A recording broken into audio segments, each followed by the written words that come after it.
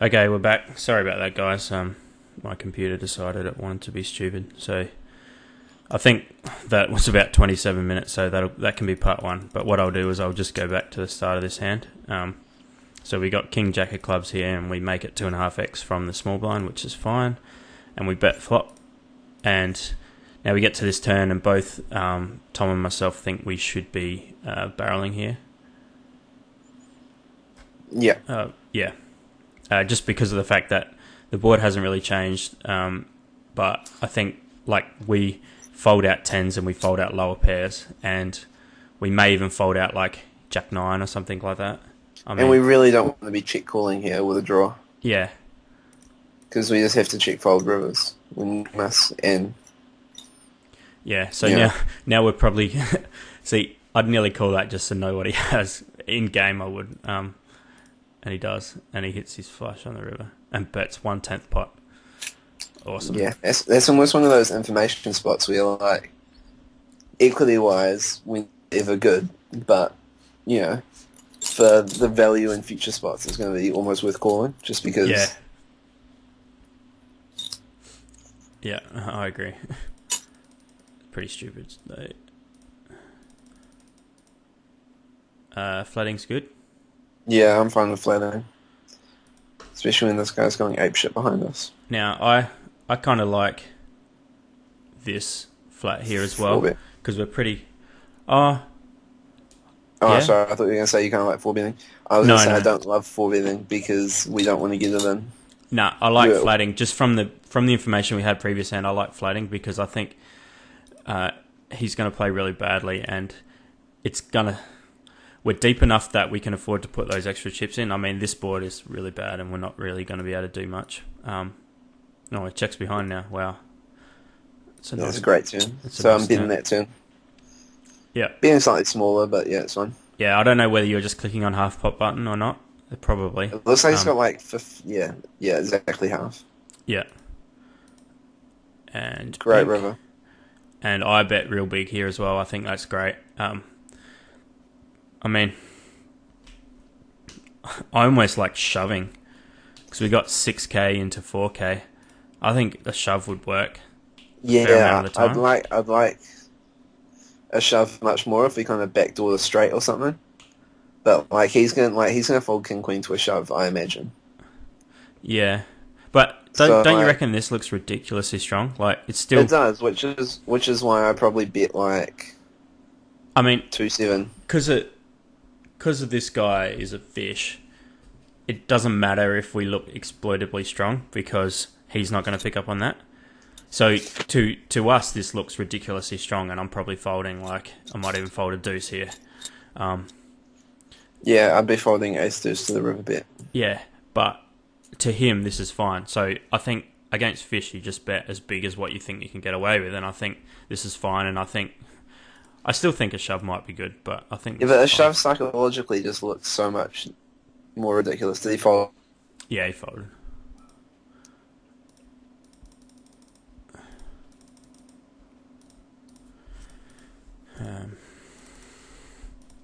Opens fine. Yeah, I think you're just clicking half pot. I'd probably be trimming this... I'd make it like 40%. I'd be trimming this open because we've now got... This is one of the rigs in the big blind now. Oh no, he's in the big blind, and that's not a rig. No, the open's fine. But I'd be trimming my opens when, I wouldn't try and mess with Stein out of the big blind that much, just because he's one of the people we've marked as rigs. Yeah. On Carlo. Yeah, no, that's fine. That's a good card to barrel, and we have... for sure. And I'd triple here. Yeah, this is... I don't know, I'm kind of torn, because this guy, he's probably calling down, tens, given the way he's played. Yeah, but he's also going to call, two streets here with ace-queen and then fold to a river bet, because he didn't hit a pair. So there's heaps of unpair hands we can bet off here. Yeah, I agree. I think this is probably one of those things where you would, in game, you have a much better read on how on whether you think he'll fold than doing a hand Yeah, history review I here. reckon a lot of it comes down to his timing on the flop and turn. Yeah, It's like definitely. if he's snapping you off, I just heaps of times when I review hand history, people are like, why didn't you barrel? The guy just like broke his arm calling me, so I just shut down. Yeah, I And agree. when people tank, I'm just much more inclined to read into it and kind of take notes whenever someone tanks and whatnot. Yeah, and I think timing tells are somewhat underrated, especially when people are doing reviews afterwards, because you don't know them when you're doing a review. So Yeah, I sure. think I actually put a lot of weight into timing tells, especially when I know like there. Sometimes you see people sitting in sitting in and out and stuff, and then I wouldn't. But Yeah. other than that, I think it's good. Well, I just want to triple there because it's so hard from, like, yeah, he's got small pairs sometimes. Like, nines and sevens on that last board call us. Eights raise the turn because he smashes the set. Yeah, So, like, the only hands that really call us are seven, nines, and tens. Because we presume jacks will raise us pre. yeah, and like some weak key. And, like, he has to have, like, king, queen, or king, jack because ace, king raises us pre. Yeah, So and all the time we're he's got, assuming like, that those lower pairs call off too. I mean, they probably fold some percentage of the time, even with a fish. yeah, exactly. Even if they call, like, half, it's a real profitable barrel spot. Yeah, Because all the draws he flattered with, unless he backdoors an open ender, are just giving up, and we're just taking a free pot. yeah. Okay, so what do you think about the deuces open here? I kind of like a fold. I don't mind it just because of how deep the guy, a big hand is, and him being just ridiculous. Yeah, Like, if we didn't have that guy coming after us, I just give up now because we're playing a rig. yeah. I swear. Oh no, actually we can see bet because we're in the big hand. C bet Sorry. is fine. You have to C bet. Yeah. And that's good. Just folding. Yeah, I mean, even though we're getting ridiculous odds, we're still. Our hand's going to be pretty face up if we do smash the board, and we're not going to smash it often enough to play against. So look at the stacks. It's not like we can flop like something really strong and stack off for like our stack. You know, Yeah, as everyone's going to be forced to play like straightforward. So we're not going to even be able to play against draws from the other two because one of them's going to have an SPR of like 1.5 on the flop. yeah. So we open a little bit bigger this time. I don't necessarily. I assume it's for value against them. Yeah, Since calling any two, which I'm fine with. if that is for value, I think that's great that you've raised, like you've upped your sizing because of the fact that he's going to call quite a lot. And I think that we can just have like blatantly exploitative sizing versus them. Yeah, So like, we can like size all of our bets bigger for value and smaller as bluffs to just be efficient. yeah, Because his calling range, because he's a fish, is relatively inelastic. So okay. So now he min raises us on this board. that's pretty awful. I'm probably peeling still. Yeah, cool. Especially because like there's a few good turn cuts for us, and it's hard for him to continue. Like a lot of the time, this will be like 9, 10, or 9 jack raising, and then he'll just check back turn, and then we can evaluate rivers. Yeah, And some of the time it's king X, but you know that helps as well. yeah. Okay, so that's an awesome card, and now we check, and he checks behind. What do you think about leading here? Because assuming his min raise on the flop has a lot of kings in there, I think leading here is better.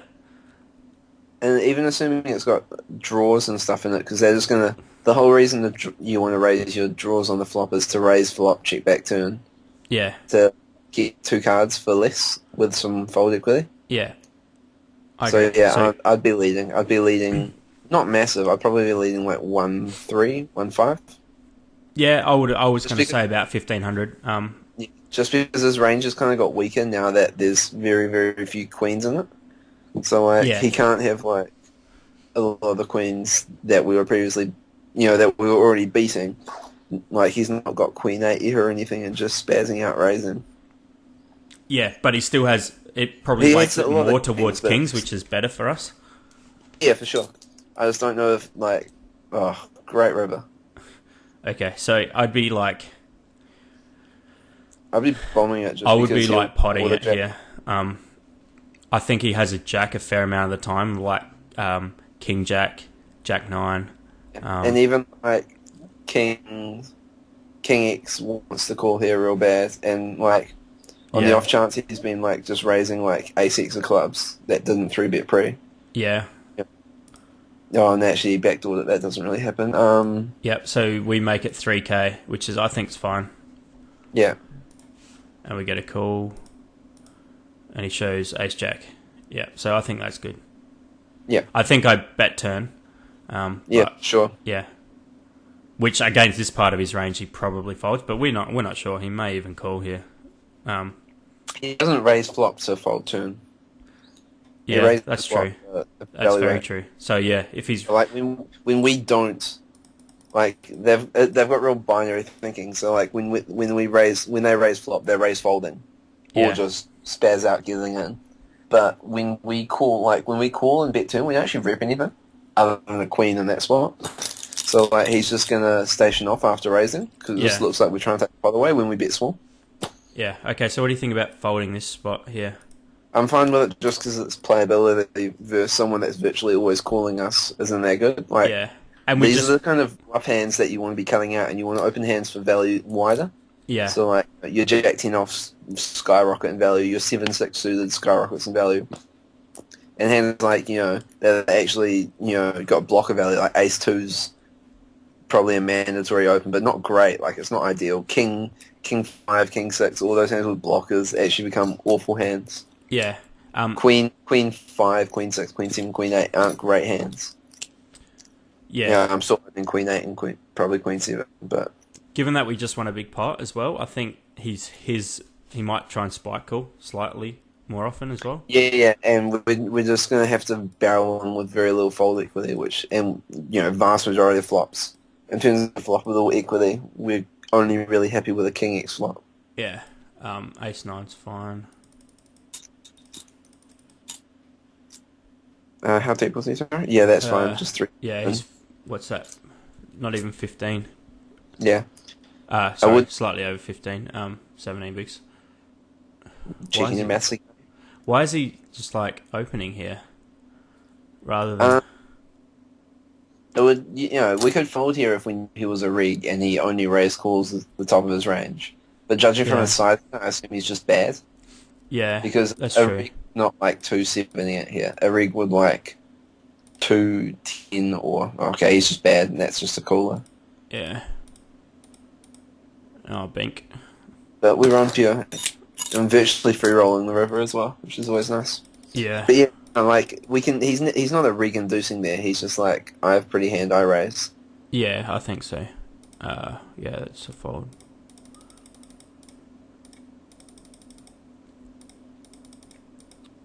Fold.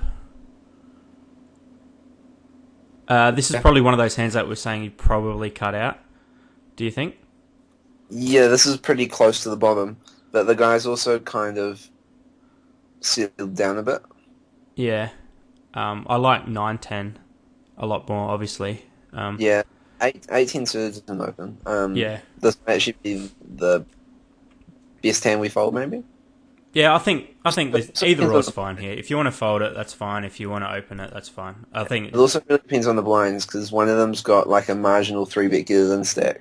But if they're just really tight, it kind of just skyrockets the profitability of opening it. Yeah. But if we added 3 or 4 ways a lot and having the barrel, it's not ideal. C-bet's fine. I think we need to bet a bit smaller though. Yeah, I agree. Because, again, their calling range is ace-x and it doesn't matter what their, ace-x and flush draws. It doesn't really matter what size we bet. Yeah, and so you just make it cheaper for the times that they have it. Yeah, exactly. This is okay. What did we bet here? 650 or is that 600? 650. Yeah, once again slightly smaller, but that's okay. And looks like a proper raise this time. Just get out of the way. Yeah, that's fine. That's good. Like that texture is just going to be so hard to continue on, and that's why I don't want to check back, even though we have like marginal showdown value, because like we're going to get like favourable turns and rivers that we can bluff catch on, like we just become a guessing game if we don't bet there as well. Like, I don't even mind the guessing game part of it so much. I just hate, like, you don't want to put yourself in a spot where, like, if you look at turn cards, any heart sucks, any ace sucks, jack, 10, 9 are all in this flatting range. You know, the only card we really like is a 6 or a 4 probably. Yeah. Yeah, I was going to say that. And even then, like, we don't like the heart versions of those. Yeah. We don't like, you know, it's just, you know, if this was really dry board and we had showdown value, you can check back and just bluff catch when people bet. But, like, we have showdown value on, like, around a third of the turn cards. You know, so that happens 1 in 9 times. We get a good turn river card to be able to bluff catch on. Yeah. This is probably slightly too wide, given that we have a few flat happy stacks behind.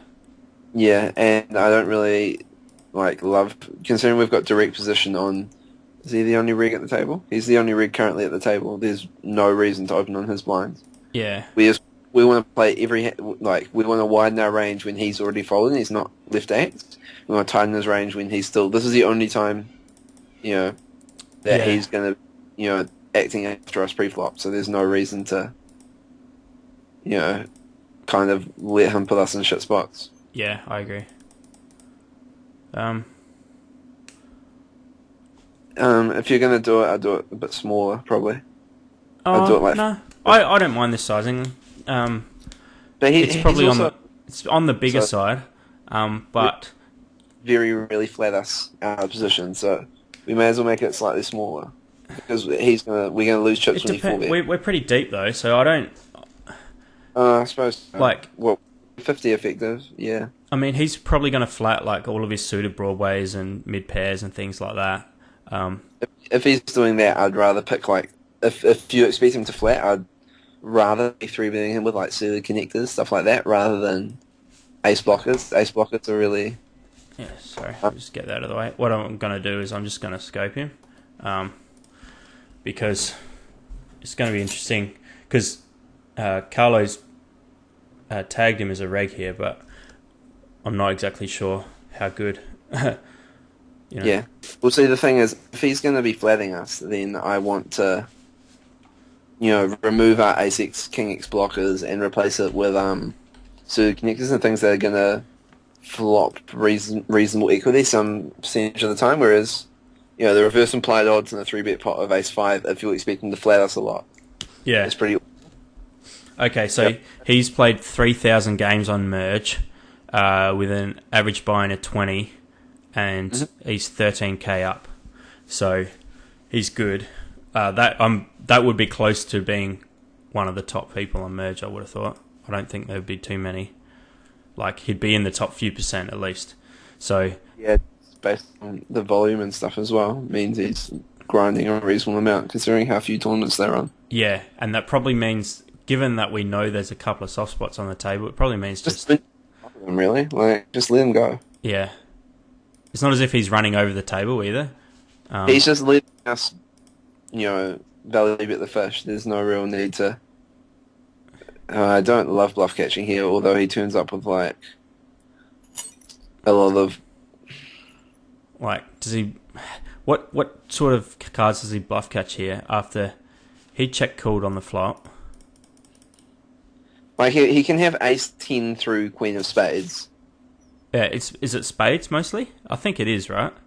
Because, you know, he has a lot of kings in his range as well. He like king, queen, ace, king, and maybe king, jack of spades. Yeah, king, jack of spades makes sense as well. So this is this sizing here is probably. I think a lot of this is missed spades and kings. Really, I think that's probably like I think he. With lower pairs than a king, I think he probably doesn't. Our double check, you know, bet flop check back range is actually quite weak. So if he wants thin value with a king versus ace high, he'd be betting closer to a third pot. You know, he'd be betting like 2-5, 2-6, expecting us to station off with like ace queen, ace jack. Yeah. Ace. Whereas this sizing's like you can fold. So I expect him. Does that weight it more towards bluffs then? If you think he's going to be thin valuing a king a bit smaller. Yeah. I think so. So that means we might be able to bluff catch then.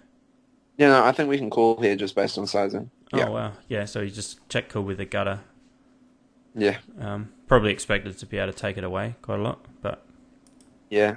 I think he just assumes we're going to C-bet, 3-bet C-bet give up. Yeah, and so Which if you have fine. that read that he's capable of doing this, then I don't actually mind calling. I like it better if we have the ace of spades on that board rather than the five of spades, just because it gives us a lot more options. I don't like calling with the ace of spades there, though. On the river. No. I was talking about on the like c-betting the flop and then. Yeah, I agree. I would be just go back for a sec. In terms of hand equivalency, though, ace five here is basically ace queen. You know, Yeah.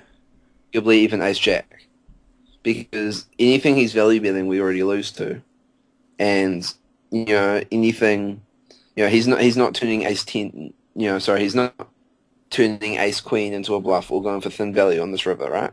Yeah. So his value range is like king X sets, queens, jacks, aces. Weirdly played aces, right?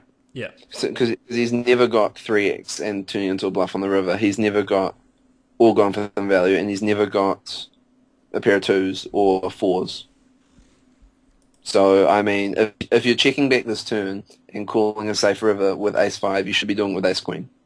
Yeah, So I think I agree with that. And I should be barreling in here or ace jack if this is how we're going to play ace five. If we're just going to try barrel them off, like tens and jacks and stuff, then I'd prefer the barrel turn. But as played... Yeah, I think you're right. I mean, the five, on the turn, the five doesn't really give us that much more showdown value. It only really means we beat other ace-high hands. The only thing it really does is means that if we river a five or an ace, we have the best hand. So it gives us more equity to clean outs, because the ace doesn't even really help us versus calling range. Yeah, but what if we had ace-queen there? Would you barrel on the turn? If we had ace-queen of spades, I'd barrel. I'd bet call. If we don't have ace... What if we just have the ace of spades, because it might discount their... ace of spades, it's gross. I'm probably checking and folding river. Yeah. Because I don't really expect people that I have history with to tool out like that. Yeah. So this is quite weird that he decided to check call with a gutter and then half pot it. It's something I'm not aware of. Yeah. But yeah, no, like I call with ace high a lot on those spots, because just especially when he half pots it, like he's not going for thin value. Yeah. He's going for like I have a really polarized range, and you never expect me to have air, so I'm going to bet an amount that looks really strong so you don't spice off with like, nines, tens there. Yeah. Because our range actually looks really weak when we check back. It does, you're right. It looks like mid pairs a lot of the time. It looks like air that's giving up more than anything, I think, because we don't 3-bet our mid pairs all the time. Oh, yeah, you're right too. Alright, so we open the 7-6. And I think you got a c-bet. That's fine. So, like, again, another flop where his calling range is entirely, inelastic. It's not changing based on sizing, so bet smaller with your air, bigger for value. Yeah. Same range. Completely agree. 10-8's fine. Alright, so now he's shipping on us. This is pretty close. Should we stove it? Or? Yeah, alright. So... Right, so he's shipping... in King 8 of Hearts. And he's shipping, like... all pairs.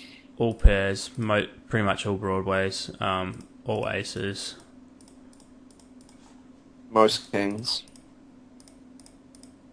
Yeah, I think we'll put like King 9, King 8, and like all suited kings. Yeah. I'd probably drop out King 2 and 3 and replace them with like more, Queen 9, Jack 9, 10 9, 10 8. 8 7, pretty much 6 5, 7 5. King 7, Jack 7, probably down to Jack 3, Jack 5 as well, and Queen 4. He's going to be shoving so wide, 10 Yeah. bigs. Alright, so let's just... And it's going to be even wider than this as well. Yeah, I agree. Let's just do that for starters and see how we're going. Yeah, easy. Okay, easily. so, well, that we're getting right on the odds. Yeah. If we think he's shoving that wide. So He's going to be... Yeah. The reason that I'm... Yeah. How many bigs exactly does he have here? Because I'm, like, in terms of, like, our table... Like, yeah, I don't think King 8's kind of that clear. Like, King 10 plus and stuff's obviously a snap, but this is moderately marginal. this is probably close to the bottom, but I think we've got a huge stack, and it's a chance to knock out one of the better players, which is a good thing. Because we're essentially never crushing. It's going to be flipping a lot of the time. Yeah. So what I'd prefer to do is just fold and let him have, like, a handcuff stack, whereas if he doubles here, he's 25 bigs and he can make life pretty shit. Yeah. So I might pass on marginal spots here. King 8's a bit different because it dominates a lot of hands, but, like, Jack 10, Queen Jack, I'd be folding here just because, we can let him pillage us a few times and just kind of hover around a stack that doesn't present us any problems. Yeah, that's a fair point. Yeah, and it's nuts. And we get there. Just get there. That's Yeah, see, like, he wins that flip, and this tournament just got a hell of a lot tougher. yeah, that is very true. Now we're short-handed. Widen ranges. Oh, that was only for one hand. So I'm not sure what these black ones are. Have a look. Like, see, like green is when we win, and I don't know what black is. Whether that's like an incomplete hand history or something, because it skips over it. Oh, yeah, it must be. So, Or table change? uh, Oh, we haven't changed table. I don't know. no, it was the hand before we changed tables. Anyway, doesn't look like we lost anything anyway, so it's all good. Yeah, fine with folding. Folding's fine. He's only got 25 bigs.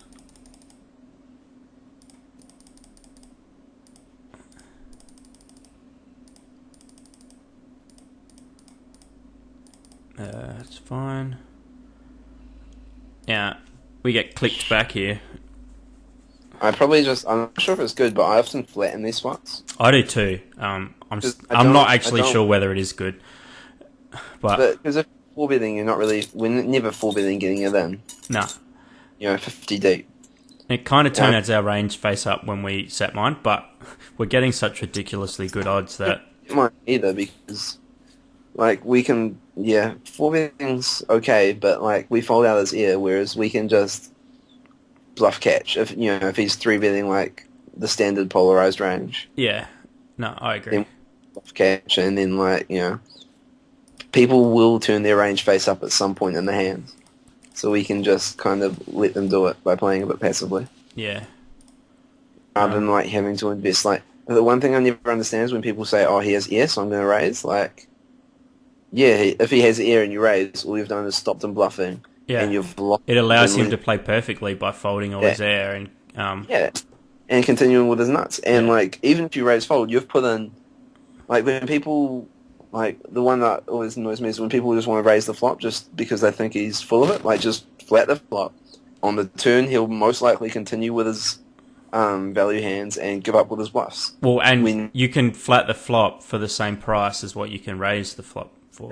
Flat the turn. You can flat flop and turn for the same price that you raise flop, usually. Yeah, and all that happens is that they turn their range face up and we save a bet somewhere. Well, and you get to see the river instead of just the turn as well.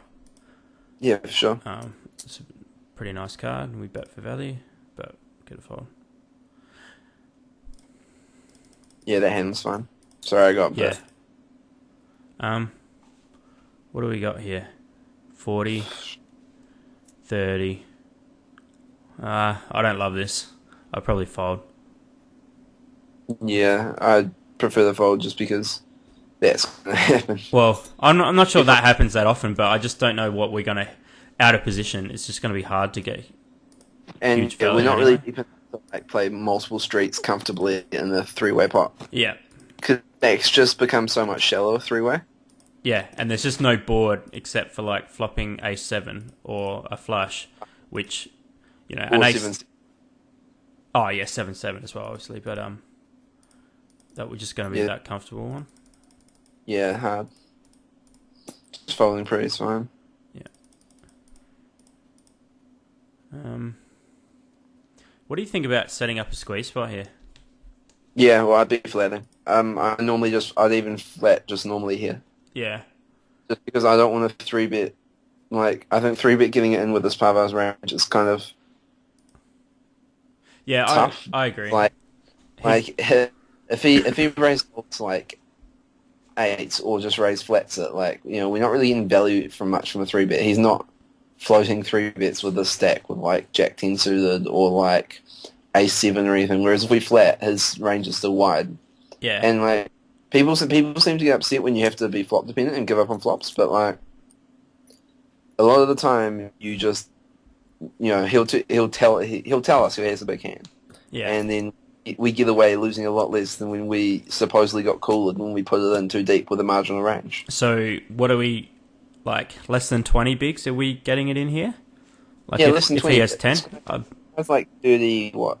33? 34? Yeah. So like it's just so deep, man. Like I wouldn't be 3-betting 10s here. I wouldn't be 3-betting jacks or queens. You know, Yeah. I'd just playing them because I'd rather just have him barrel because he's in one of the steal positions. I'm peeling one on this board too. Yeah. Oh, that's an awful turn card. Such huge sizing. Well, it's not really awful. I mean, it doesn't change anything. Yeah, there's a lot of 10s in his range, really.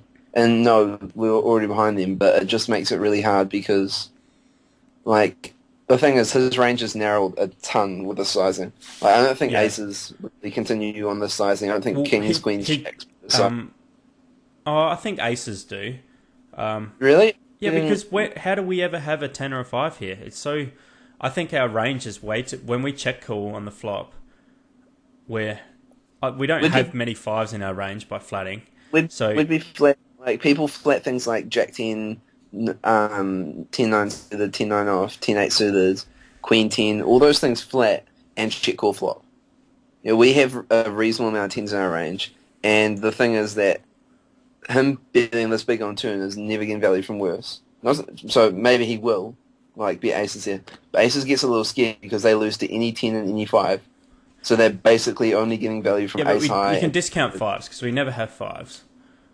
You know, yeah, that's true. So we do have 10s. So you're right. This does look more like a 10, but it could also be a bluff. It could be a bluff. It could be like aces trying to get value from like a lower pair and trying to get, say, ace. I mean, yeah, it's too big though. It's way too big. It's weird. Yeah, aces would bet so much smaller. I think that's just a 10 a ton, and that's a good fold. Yeah. My point was that, like, the sizing kind of discounts a lot of his value range because he definitely bets aces on the turn, but he doesn't fucking 2/3 pot it, you know? Yeah. Like, that sizing is like, I have the nuts and I think you're calling off and we're either chopping or whatever. So what if he... sorry, let's go back to this hand. What if he had, like, spades here? Would you ever, like, bomb this big with spades? And trying to get him to fold, like, all of his mid-pairs and his ace-highs and stuff? Not with sizing, like, I just don't think we have fold equity. Look at the odds he's left. We folded it. He has fold equity against mid-pairs, which is a fair chunk of our check-calling range here. Sorry, say that again. I misheard the question. So, if you're Eater X here, and you had, like, ace, queen of spades, would you bomb this big? Like, because it kind of seems like a decent play. Like, if you're trying to get everything to fold, like, if you're trying to get, like, any other pair to fold and rep a 10, it looks really strong and it becomes really hard for us to continue. I'd rather small just because it keeps our value range wider. Because removing, like, aces through jacks isn't actually good for his range because it just gives a relatively higher weighting to like air. Yeah. So I'd rather I bet with aces because if we have nines, we're drawing the 2 outs or drawing deads. Either way, it doesn't matter. We're not calling for set mine ever if you bet smaller. So mid pairs to turn barrels most of the time anyway. So I don't, this isn't really a board where he continues with the air. Yeah. If you know what I mean? I pretty much barrel every time if I've got ace king here and I'm Eater X. Because I just find it's hard for them to have a 10 and it's also hard for them to continue given that we could probably shove river. So I don't think his range is as narrow as what you're making it out to be. His sizing is big, but his sizing could be big all the time. We don't know really. You and me barrel a hell of a lot more than the average player. Most players will freeze up. With ace high, they'll be like, oh, 2 pair, I have showdown value, I chop with aces, and check back some of the time. Yeah, I Plus, agree. draws will bet small, hoping to, they've got ace high, but they've also got the flush, so they're a bit smaller. Aces will bet smaller because they don't, the board scares them, and they're probably going to bet fold, so they bet smaller. That's what people do. Yeah. People don't go, oh, I can actually scare the shit out of them by betting a massive bet here with aces, with ace queen, to fold everything out because the range he bets on that turn that big is really nutters. I don't think it has aces and stuff in it. I think his value range became smaller, and he virtually removed his bluff range with that size. Yeah. So here's a question: what if someone has blocked their stats on merge? What do you think that means for this player? Because I just scoped him and he's blocked. Oh, that's weird. See, on Star, I normally just assume someone's either shit or was like a wreck fish for a long time and have started to learn and are embarrassed by their stats. Yeah. Or but they can reset them as well. So a lot of people will do that. I think a lot of reset stats are either people that were crap and have now not too bad, or sometimes backed people do that so they can keep track of their. So they just keep their backing results. Yeah. So set the day of the new thing. Yeah. No, I see that. On merge, it's hard to say because it's a smaller player pool. And, not being opted in on stars isn't really an indication of anything. Like, you can check my caches and my ABI, but you can't really see, Scope's got some pretty intense stuff. Like, you can go through and see, how you've played in each tournament and your relative placings and, one hands and all the stuff that when you're opted in, there's a hell of a lot of info out there. So, it might be standard for rigs to be opted out. Shall I ask someone or? Oh, I don't know. Oh, okay. All right. Anyway. Yeah. See, I don't really see because on stars I just assume they're shit and kind of embarrassed. But yeah, so do I. It's kind of we don't over there. There's just so much more information because none of them are blocked. Yeah. All right. Well, that's 40 minutes, so I might just stop this and then we'll come back for another part in a sec.